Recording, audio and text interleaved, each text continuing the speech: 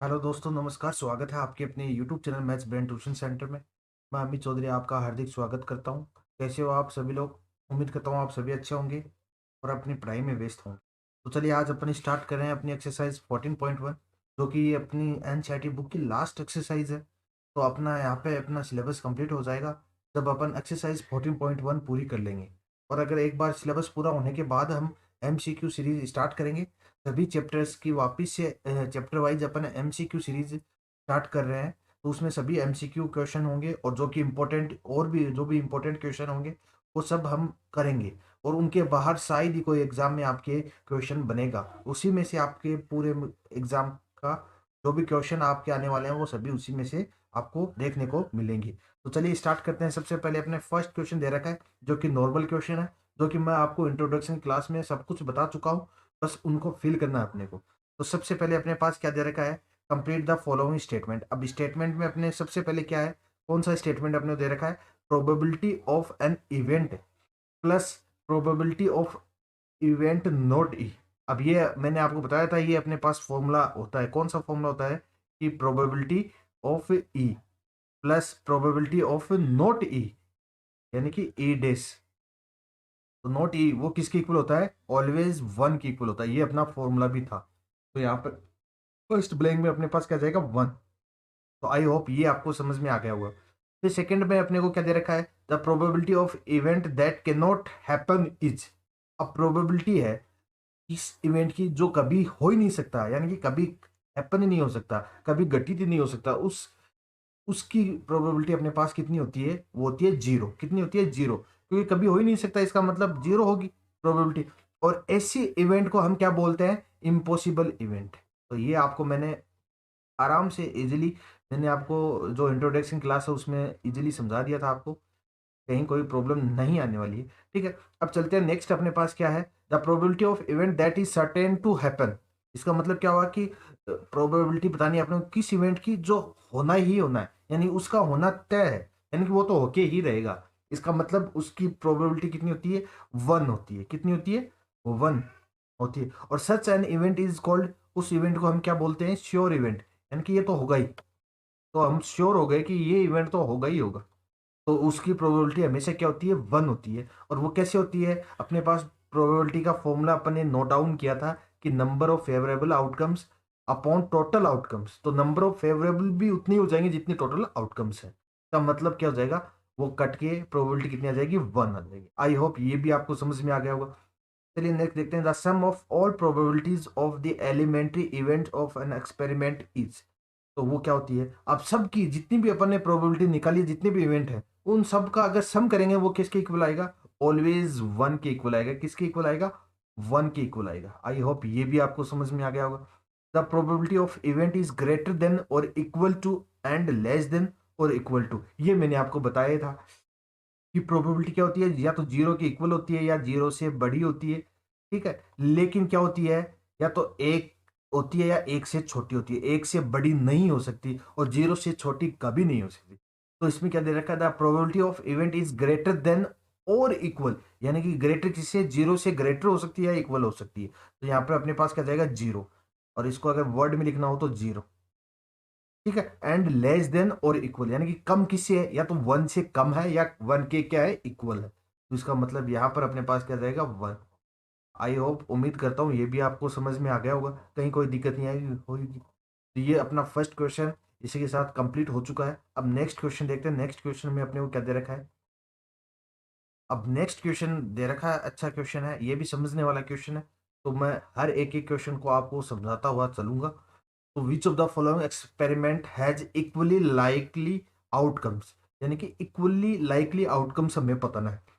अब इसका मतलब क्या होता है, इक्वली आउटकम्स का मतलब मैंने आपको इंट्रोडक्शन क्लास में समझाया। इक्वली आउटकम्स का मतलब होता है कि उसमें कंडीशन होनी चाहिए, बराबर कंडीशन होनी चाहिए, या तो ये गठित हो या ये गठित हो, ये कंडीशन होनी चाहिए। उसको क्या बोलते हैं हम, इक्वली लाइकली आउटकम। जैसा एक अपन ने कॉइन को टॉस किया है, तो अब उस पे या तो हेड आ सकता है या क्या आ सकता है, टेल आ सकता है। तो ये क्या है, इक्वली आउटकम्स है। तो यही अपने को बताना है कि इसमें से कौन से आउटकम इक्वली है या नहीं है। तो सबसे पहले अपने को दे रखा है, a driver attempts to a car, यानी एक ड्राइवर ने अटेम्प्ट किया है क्या, स्टार्ट करने के लिए, कार को स्टार्ट करने के लिए अटेम्प्ट किया है। द कार स्टार्ट और डज नॉट स्टार्ट। अब ये बताना है कि कार स्टार्ट होगी या नहीं होगी। अब ये इक्वली लाइकली कैसे हो सकता है? आपको भी पता है कि कई बार केसेस में कार स्टार्ट हो जाएगी, कई बार नहीं होगी। हम बता नहीं सकते, इक्वली नहीं है। इक्वली नहीं, जैसे अब कॉइन को टॉस करते हैं, उसमें इक्वल पता है अपने को, या तो हेड आएगा और या टेल आएगा, ये कंफर्म है। ये नहीं है कि हर बार हेड ही आएगा या हर बार टेल ही आएगा, हेड या टेल में से आएगा। लेकिन यहाँ पर अपन बता नहीं सकते इक्वली। क्या नहीं बता सकते? क्योंकि ड्राइवर है, उसको पहली बार तो चलो स्टार्ट नहीं होगी, फिर आगे नेक्स्ट बार वो सीख गया होगा, फिर स्टार्ट करता रहेगा, बार बार स्टार्ट हो जाएगी। तो इसका मतलब ये इक्वली लाइकली नहीं है। तो अपन लिख देंगे, ज़्यादा टाइम वेस्ट नहीं करेंगे समझने में। तो फर्स्ट का आंसर हो जाएगा no, not equally likely outcomes. Not equally likely outcomes. अब इसका रीजन क्या देंगे? As in most cases, as in most cases the car starts, the car starts. ठीक है, आई होप ये भी आपको समझ में आ गया, कहीं कोई दिक्कत नहीं आई होगी। अब सेकंड क्या दे रखा है? A player attempt to a shoot a basketball, see और ही शूट और मिस द शूट। अब इसमें भी यही हो रहा है। ये पूरा पूरा किस पे डिपेंड कर रहा है? प्लेयर की एबिलिटी पे कर रहा है। अगर प्लेयर अच्छा है तो वो हर बार शूट कर देगा, अगर प्लेयर अच्छा नहीं है तो वो कई बार मिस कर देगा। कंफर्म नहीं है हम, यानी कि इक्वली नहीं है कि शूट भी होगा या मिस भी होगा। तो दोनों में हम इक्वली नहीं है, क्योंकि हर बार शूट भी हो सकता है। अगर अच्छा खिलाड़ी है तो उस खिलाड़ी की क्या है, एबिलिटी पे डिपेंड करता है। तो ये भी क्या हो जाएगा? Not equally, not equally likely outcomes,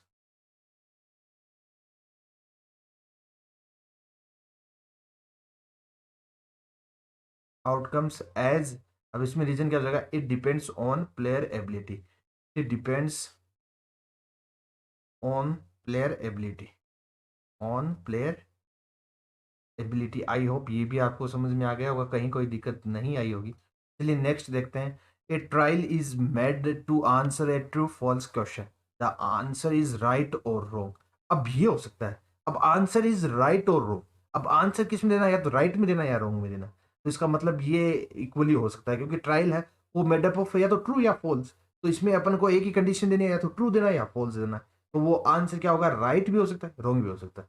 तो इसको हम कह सकते हैं it is an equally likely outcomes, it is an e-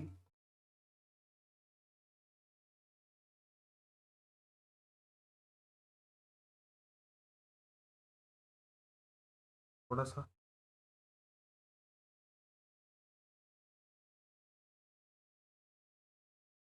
it is an equally likely outcomes। I hope ये आपको समझ में आ गया होगा कि ये कैसे हुआ।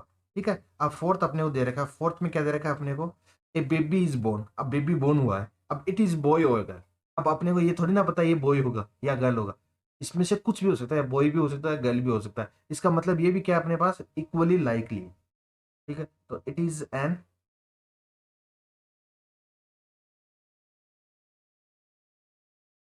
Equally likely outcomes. आई होप ये आपको समझ में आ गया होगा, कहीं कोई दिक्कत नहीं आई होगी। तो चलिए नेक्स्ट क्वेश्चन देखते हैं। थर्ड क्वेश्चन अपने को क्या दे रखा है? थर्ड क्वेश्चन में अपने को दे रखा है, why is tossing a coin consider to be a fair way of deciding which team should get the ball at the beginning of football game. अब इसमें ये क्वेश्चन अपने को किया है, क्या क्वेश्चन किया है कि हम जब टॉस को कॉइन करते हैं, हम क्यों करते हैं टॉस को कॉइन? कोई भी मैच होता है, जैसे फुटबॉल का गेम होता है, तो उसमें अपन टॉस करते हैं सबसे पहले। वो किस लिए करते हैं? क्यों उस टॉस को क्यों करते हैं? तो उसके लिए ये इसलिए करते हैं क्योंकि उसमें दो ही पॉसिबल आउटकम्स होते हैं। टॉस है कॉइन में कितने आउटकम्स होते हैं? टू आउटकम्स होते हैं पॉसिबल आउटकम, या तो हेड आएगा या टेल आएगा। तो इसमें अपने पास क्या है? ये इक्वली लाइकली आउटकम्स होता है। ठीक है, तो इसमें क्या है कि दोनों टीमों के पास इक्वल चांस होता है कि पहले बॉल कौन लेगी, कौन सी टीम पहले बॉल लेगी। ठीक है, क्योंकि हेड और टेल एक आएगा, तो इसमें दोनों ही टीम को चांसेस रहते हैं कि कौन सी टीम लेगी। तो ये क्या है अपने पास? इक्वली लाइकली आउटकम्स है। तो ये अपने यहाँ पर सॉल्यूशन में लिख देंगे। अब सॉल्यूशन में क्या लिखना है? When we toss a coin,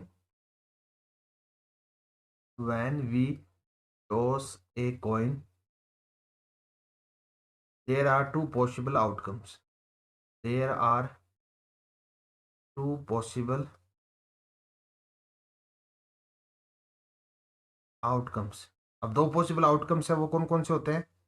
head या टेल, हेड और टेल। अब दोनों टीमों के पास ऑप्शन है, दोनों पॉसिबल आउटकम्स हैं, तो इसको क्या बोलते हैं? Which are equally,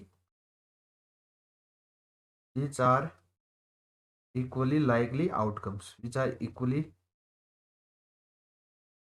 likely outcomes. और ये दोनों क्या है? इक्वली लाइकली आउटकम्स है। So both team so both team have equal chance to get the ball, have equal chance to get the both. I hope ये आपको समझ में आ गया होगा, कहीं कोई दिक्कत नहीं आई होगी। ठीक है, चलिए फिर चलते हैं नेक्स्ट क्वेश्चन की ओर। नेक्स्ट क्वेश्चन अपने को क्या देखा है? Which of the following is can not be the probability of an event. अब इनमें से कौन सी एक प्रोबेबिलिटी नहीं हो सकती? तो सबसे पहला ऑप्शन क्या अपने पास? 2/3। अब ये 2/3 है, ये तो प्रोबेबिलिटी हो सकती है। इसको अगर डिवाइड करेंगे तो ये कितनी बार जाएगा? 2/3 को डिवाइड करेंगे तो इसमें कुछ ना कुछ आएगा, जो कि 0 कुछ आएगा अपने पास। ठीक है, 0.6 ऐसे कुछ आएगा। इसका मतलब ये क्या है? 0 और 1 है, क्योंकि अपने पास प्रोबेबिलिटी क्या होनी चाहिए? या तो 0 या 0 से बड़ी, और 1 या 1 से छोटी, 1 या 1 से छोटी। ये अपने को पता होना चाहिए। प्रोबेबिलिटी इन्हीं के ही बिटवीन लाई करती है, इसके अलावा कहीं लाई नहीं करती है। अब सेकेंड ऑप्शन को बाद में देखते हैं, सी ऑप्शन देखते हैं सबसे पहले। सी ऑप्शन में अपने को क्या दे रखा है? 15%। अब 15% को हम क्या लिख सकते हैं? 15/100। तो यहाँ से अपन क्या लिख सकते हैं इसको? 0.15। तो ये भी क्या है? 0 और 1 के बीच में लाई है, तो इसका मतलब ये भी प्रोबेबिलिटी है। अब डी ऑप्शन क्या अपने पास? डी ऑप्शन है 0.7। ये तो सीधा ही दिख रहा है कि 0 और 1 के बीच में लाई कर रहा है, तो ये भी प्रोबेबिलिटी है। अब अपने पास बी ऑप्शन क्या है? बी ऑप्शन है अपने पास -1.5। अब माइनस में आ गया ये, इसका मतलब क्या हो गया? ये 0 से छोटा आ गया, लेकिन प्रोबेबिलिटी अपनी 0 से छोटी होती नहीं है। तो अपन यहाँ पे लिख देंगे -1.5 इज नॉट द प्रोबेबिलिटी। क्यों नहीं है? क्योंकि 0 से छोटी तो अपने पास प्रोबेबिलिटी होती नहीं है। मैक्स मिनिमम से मिनिमम अपने पास प्रोबेबिलिटी कितनी हो सकती है? 0। और मैक्सिमम से मैक्सिमम प्रोबेबिलिटी अपने पास कितनी हो सकती है? 1। तो आई होप ये आपको समझ में आ गया होगा। ठीक है, प्रोबेबिलिटी का पूरा चैप्टर 0 और 1 के बीच में रहेगा। कोई भी कितना भी बड़ा क्वेश्चन आप कर लेना, लेकिन आंसर प्रोबेबिलिटी का क्या आएगा? 0 और 1 के बीच में, या तो 0 या 1 या इसके बीच में ही आंसर आने वाला है। आई होप ये आपको समझ में आ गया होगा। चलिए नेक्स्ट क्वेश्चन देखते हैं। अब नेक्स्ट क्वेश्चन अपने को क्या दे रखा है? If P E is this, what is the probability of not E. अब अपने को सबसे पहले सॉल्यूशन में लिख देते हैं। अपने को गिवन क्या है? गिवन है अपने को प्रोबेबिलिटी ऑफ ई, यानी कोई इवेंट है उसकी प्रोबेबिलिटी क्या है? 0.05। ठीक है, अब अपने को पूछा क्या है? What is the probability of not E. Not E का means probability of E bar. ये अपने को पूछा है कि ये कितनी होगी। चलिए कोई दिक्कत नहीं है। अब अपने पास एक इंट्रोडक्शन क्लास में एक अपने फॉर्मूला पढ़ा था, वो यहाँ पे लगाया जाएगा। Probability of E plus probability of not E is equal to क्या होता है? 1 के। किसके इक्वल होता है? 1 के। अब यहाँ पर अपने पास क्या निकालना है? प्रोबेबिलिटी ऑफ ई बार या नॉट ई। तो probability of E bar is equal to क्या हो जाएगा? 1 एज इट इज माइनस। अब ये प्लस में इधर शिफ्ट करेंगे, किस में चला जाएगा? माइनस। तो minus probability of E. I hope यहाँ तक कोई दिक्कत नहीं आई होगी। ठीक है, अब probability of E bar is equal to 1 minus, अब प्रोबेबिलिटी ऑफ ई अपने पास कितनी गिवन है? 0.05। ठीक है, तो यहाँ से अपने पास प्रोबेबिलिटी ऑफ ई बार या ई नॉट ई, वो कितनी आ जाएगी अपने पास? 0.95। आई होप ये आपको समझ में आ गया होगा क्वेश्चन। अच्छा क्वेश्चन है, सिंपल क्वेश्चन है, और ऐसा क्वेश्चन पूछने की संभावना भी होती है, तो ये इंपॉर्टेंट क्वेश्चन में भी आता है। ठीक है, आई होप ये आपको समझ में आ गया होगा। चलिए नेक्स्ट क्वेश्चन देखते हैं फिर। सिक्स क्वेश्चन आपने को क्या दे रखा है? A bag contains lemon flavoured candies only. Malini takes out one candy without looking into the bag.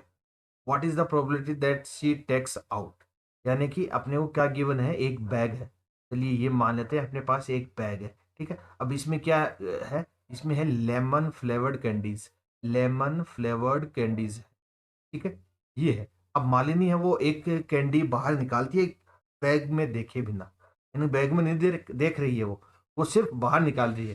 ठीक है, तो अब अपने को प्रोबेबिलिटी बतानी है कि एन ऑरेंज फ्लेवर्ड कैंडी, यानी कि उसने क्या निकाली है, ऑरेंज फ्लेवर्ड कैंडी।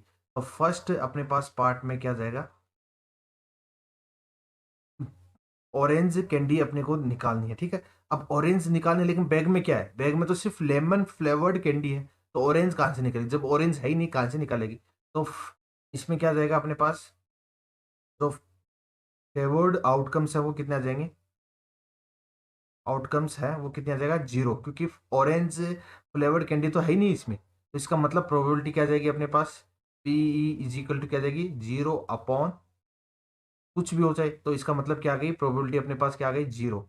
यानी कि जो अपने पास ऑरेंज फ्लेवर्ड कैंडी की प्रोबेबिलिटी क्या आ जाएगी, पी ऑरेंज फ्लेवर्ड, वो कितनी आ जाएगी, जीरो, क्योंकि कुछ है ही नहीं उसमें, क्या आ जाएगी अपने पास, जीरो। जीरो आ गई, इसका मतलब ये क्या है कि कौन सा इवेंट हुआ, ये इज एन इम्पॉसिबल इवेंट। क्या हो गया, ये इज एन इम्पॉसिबल इवेंट। इस ये ऐसा इवेंट हो ही नहीं सकता, क्यों नहीं हो सकता, क्योंकि उस बैग में है ही नहीं, ऑरेंज फ्लेवर्ड कैंडी है ही नहीं, तो निकालेगी कहाँ से, तो इसका मतलब ये क्या है, इम्पॉसिबल इवेंट है। आई होप ये आपको समझ में आ गया होगा। अब इसका सेकंड पार्ट देखते हैं। सेकंड पार्ट अपने को क्या दे रखा है, ए लेमन फ्लेवर्ड कैंडी। ठीक है, अब सेकंड पार्ट में दे रखा है ए लेमन फ्लेवर्ड कैंडी। अब लेमन फ्लेवरेबल कैंडी की अपने पास क्या हो जाएगी प्रोबेबिलिटी, लेमन फ्लेवर्ड कैंडी। अब उस बैग में क्या है, लेमन फ्लेवर्ड कैंडी है और वो ही निकाल रही है, तो इसका मतलब उसमें जितनी भी है उतनी निकालेगी वो, इसका मतलब इसकी प्रोबेबिलिटी कितनी हो जाएगी, वन। ठीक है, अगर वन हो गई इसका मतलब ये कौन सी इवेंट हो गया, ये it is sure event, is a sure event. Sure क्यों हुआ, क्योंकि उस बैग में है ही एक ही प्रकार की कैंडी, वो कौन सी है, लेमन फ्लेवर्ड कैंडी। अब वो निकलेगी तो लेमन फ्लेवर्ड कैंडी ही, तो इसका मतलब ये क्या है, श्योर इवेंट है, तो इसकी प्रोबेबिलिटी क्या हो जाएगी, वन। आई होप ये भी आपको क्वेश्चन समझ में आ गया होगा। चलिए नेक्स्ट क्वेश्चन देखते हैं, seventh. It is given that in group of three students the probability of two student not having the same birthday is 0.992। What is the probability that the two students have the same birthday. अब इसमें कुछ नहीं है, थोड़ी सी language अपने को दे रखी है, बाकी जो अपना फॉर्मूला ना, P E plus P E bar is equal to one, उसी पे ये पूरा पूरा फॉर्मूला है। तो इसको थोड़ा सा लैंग्वेज को हम समझ लेते हैं और फिर इसको करते हैं। तो लेट कर लेते हैं, सबसे पहले लेट क्या करते हैं कि probability of two students having not having the same, या पहले लिख लेते हैं two student having same birthday, having same birthday, probability of two student having same birthday. ठीक है, तो ये प्रोबेबिलिटी अपन मान लेते हैं पीई की इक्वल, किसके इक्वल मान लेते हैं इसको, पीई के इक्वल मान लेते हैं। आई होप ये समझ में आ गया होगा। अब probability of two students not having same birthday, not having same birthday. अब ये दो ही चीज़ों की अपने इस क्वेश्चन में डिस्कस कर रखा है, तो इनको अपन लेट कर लेते हैं। Having not having same birthday, उसको क्या मान लेते हैं, पी नॉट ई। बस अब अपना क्वेश्चन हो जाएगा, कोई दिक्कत नहीं। अब अपने पास फॉर्मूला है, वो फॉर्मूला क्या है, वो फॉर्मूला अपने पास P E plus P not E is equal to क्या होता है, वन। अब अपने को पूछा क्या है, what is the probability that the student have the same birthday. इसका मतलब क्या है कि उसकी प्रोबेबिलिटी बतानी है, किसकी, जिसका सेम बर्थडे। इसका मतलब अपने को पी ई निकालना है, तो सेम बर्थडे वाले को अपने क्या माना है, पी ई। तो इजिकल टू क्या आ जाएगा, वन माइनस, अब पी नोट ई को इधर लाएंगे तो माइनस में आ जाएगा ये पी नोट। ठीक है, आई होप ये समझ में आ गया होगा। ठीक है, और ये P note student not having same birthday, इसकी प्रोबेबिलिटी अपने को दे रखी है, the probability of students not having same birthday, और उसकी प्रोबेबिलिटी क्या है अपने पास, 0.992। तो यहाँ से अपन को वैल्यू पुट करनी है, P E is equal to one minus, अब पी नोट ई कितना है अपने पास, 0.992। अब इसको अगर माइनस करेंगे तो पी ई कितना अपने पास निकल के आ जाएगा, 0.008। तो आई होप ये आपको समझ में आ गया होगा। ठीक है, ये अपना आंसर आ गया। तो अपन एक लैंग्वेज में थोड़ा सा लिख देंगे कि probability of probability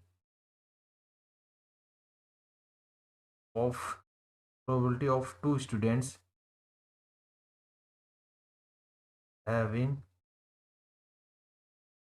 same birthday is हो जाएगी 0.008। आई होप ये आपको समझ में आ गया होगा, कहीं कोई दिक्कत नहीं आई होगी। तो चलिए नेक्स्ट क्वेश्चन देखते हैं, एट्थ क्वेश्चन। एट्थ क्वेश्चन में क्या दे रखा है आपने, ए bag contain 3 red ball and 5 black balls. अब एक बैग है, चलिए थोड़ा सा मैं डायग्राम बना देता हूँ। ये अपने पास बैग है, तो इसमें क्या है, 3 तो है वो कितनी है, रेड बॉल है, ठीक है, और फिर 5 है वो क्या है, ब्लैक बॉल है। आई होप यहाँ तक आपको कोई दिक्कत नहीं आई होगी। तो एक बैग है, उसमें 3 रेड बॉल है और 5 क्या है, ब्लैक बॉल है। A ball is drawn at random from the bag, यानी कि एक बॉल को ड्रॉन किया जाता है, यानी निकाला जाता है। तो व्हाट इज द प्रोबेबिलिटी, तो प्रोबेबिलिटी क्या होगी, the ball drawn is red. तो सबसे पहले अपने को क्या देखना है, सबसे पहले अपने को ये देखना है कि टोटल नंबर ऑफ बॉल्स है वो कितनी है। तो सबसे पहले ये देखते हैं टोटल नंबर ऑफ बॉल्स वो कितनी है, टोटल नंबर ऑफ बॉल्स वो कितनी है। तो वो 3 और 5 कितनी हो जाएगी, 8। तो 3 + 5 इज इक्वल टू 8। क्यों, क्योंकि 3 रेड बॉल है, 5 ब्लैक बॉल है, टोटल कितनी हो गई, 8 हो गई। अब अपने को फर्स्ट अपना जो दे रखा है वो निकालना है कि ए रेड बॉल। तो प्रोबेबिलिटी ऑफ रेड बॉल क्या हो जाएगी अपने पास। तो सबसे पहले अपने देखना है कि नंबर ऑफ रेड बॉल्स। तो नंबर ऑफ रेड बॉल्स देखना है अपने को, नंबर ऑफ रेड बॉल। तो नंबर्स ऑफ रेड बॉल वो कितनी है अपने पास, नंबर ऑफ रेड बॉल कितनी है, 3। अब प्रोबेबिलिटी अपने को किसकी निकालनी है, रेड बॉल की। तो प्रोबेबिलिटी ऑफ रेड बॉल तो अपने पास फॉर्मूला क्या हो जाएगा, वो इक्वल हो जाएगा किसके, number of red balls, number of red ball, red balls upon total number of red balls, total number of balls, total number of balls. I hope ये आपको समझ में आ गया होगा, कहीं कोई दिक्कत नहीं आई होगी। तो यहाँ से नंबर ऑफ रेड बॉल्स कितनी है, 3, और टोटल नंबर ऑफ बॉल्स कितनी है, 8। तो इसकी प्रोबेबिलिटी कितनी आ जाएगी, पी रेड बॉल की प्रोबेबिलिटी आ जाएगी 3/8। तो आई होप ये आपको समझ में आ गया होगा क्वेश्चन, कहीं कोई दिक्कत नहीं आई होगी। चलिए अब देखते हैं सेकंड पार्ट। सेकंड पार्ट में अपने को क्या दे रखा है, नॉट रेड। इसको दो तरीके से अपन कर सकते हैं, दोनों तरीके मैं आपको बता देता हूँ कि नॉट रेड, तो number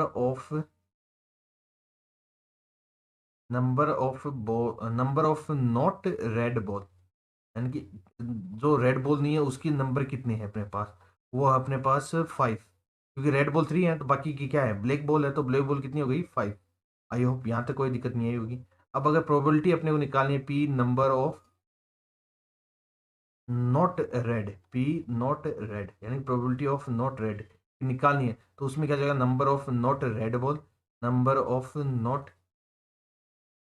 red ball upon total number of ball, total number of ball. I hope यहाँ तक कोई दिक्कत नहीं आई होगी, ठीक है।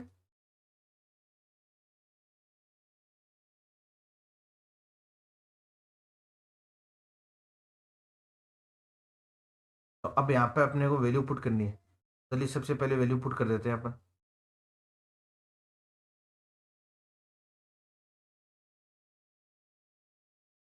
Number of not red ball कितनी है, वो है 5, और upon total number of balls कितनी है, वो है 8।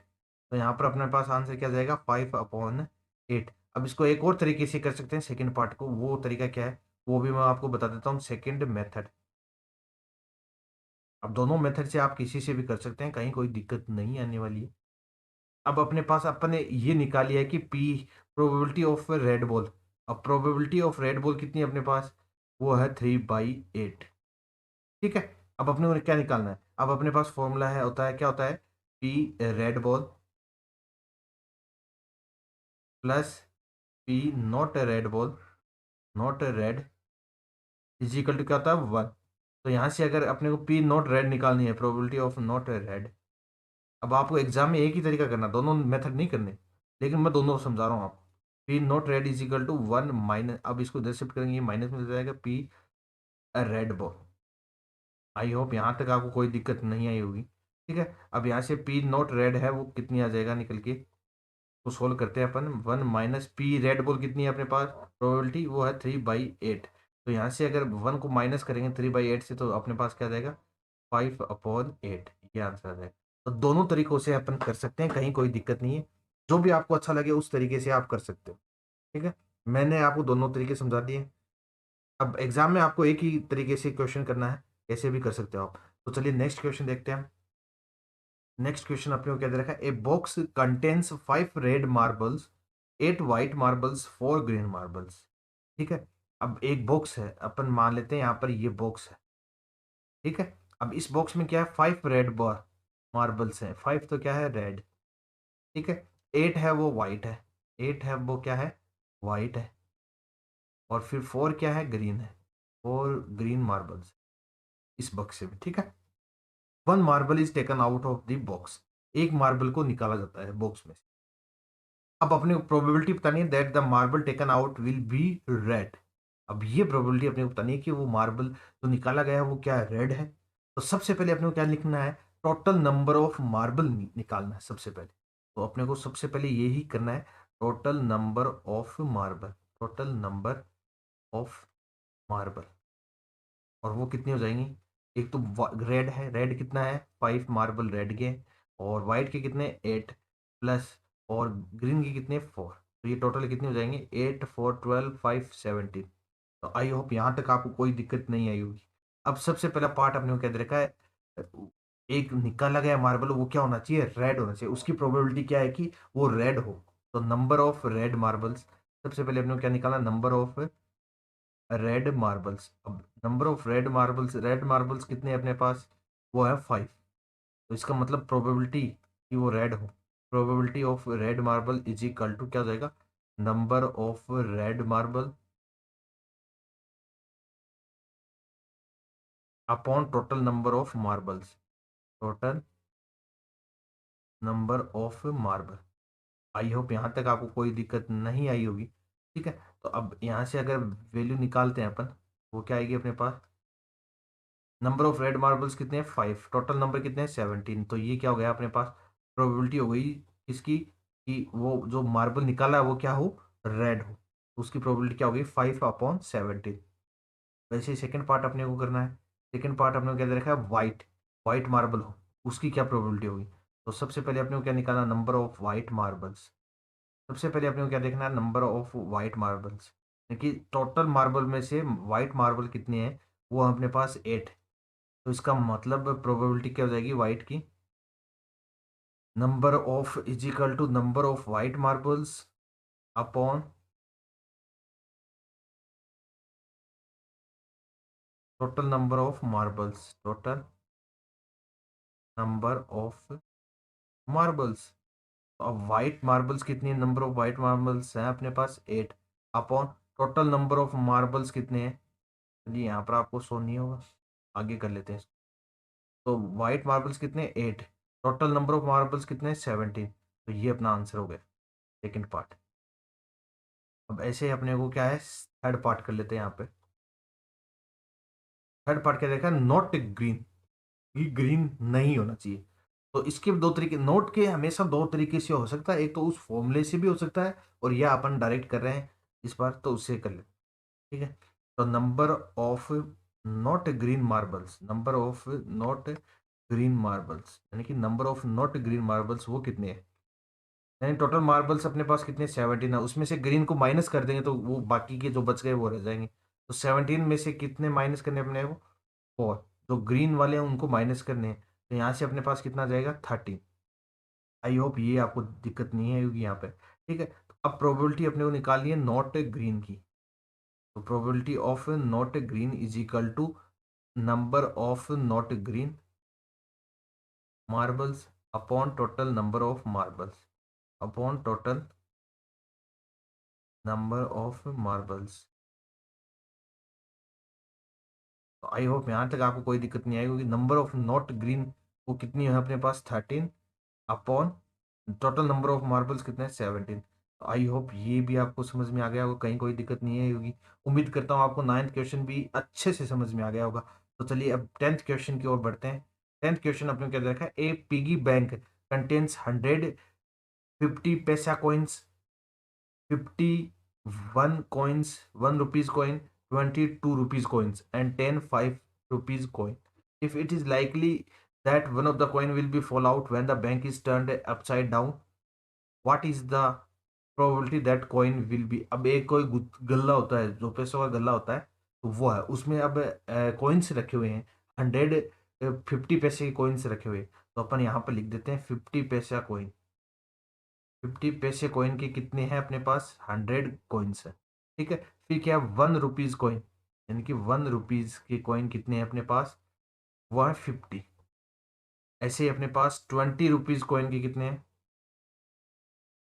20 है। 2 रुपीज कॉइन, यानी कि 2 रुपीज कॉइन के कितने हैं? 20 है।